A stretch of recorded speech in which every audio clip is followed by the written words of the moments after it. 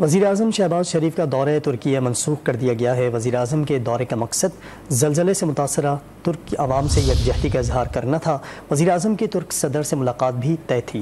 वज़ीर-ए-आज़म शहबाज शरीफ का दौरे तुर्किया मनसूख कर दिया गया है। मज़ीद बात करते हैं डॉन न्यूज़ इस्लामाबाद के चीफ रिपोर्टर सनाउल्लाह खान से।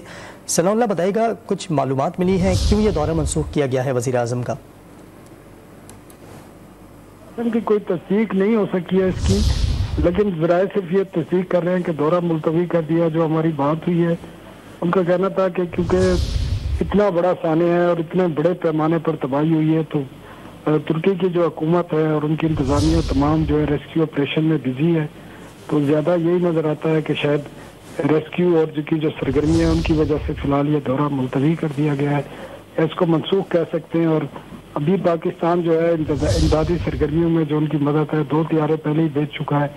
मजीद भी 1-2 रोज में मजीद तैयारे भी इमदादी अशिया लेकर तुर्किया जाएंगे, लेकिन ये दौरा फिलहाल मनसूख कर दिया। और इस दौरे की वजह से ऑल पार्टीज कॉन्फ्रेंस भी मुलतवी कर दी गई थी वज़ीर आज़म ने, क्योंकि आज उन्होंने जाना था और ये शेड्यूल में था, इंतजामात भी थे, लेकिन अचानक ये खबर आई है कि अब ये दौरा मनसूख हो गया। और अब जब इमदादी सरगर्मियाँ मुकम्मल हो जाएंगी तो उसके बाद हो सकता है कि वज़ीर आज़म दौरा करें शायद।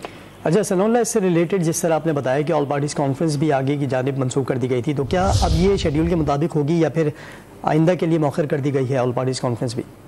नहीं, वो तो 9 को अब नहीं हो रही। 9 पहले, क्योंकि ये 7 फरवरी का वज़ीर आज़म ने इसका ऐलान किया था। बाद में इस दौरे की वजह से इसको 9 फरवरी से किया गया और वो भी फिर बाद में मुलतवी कर दी गई।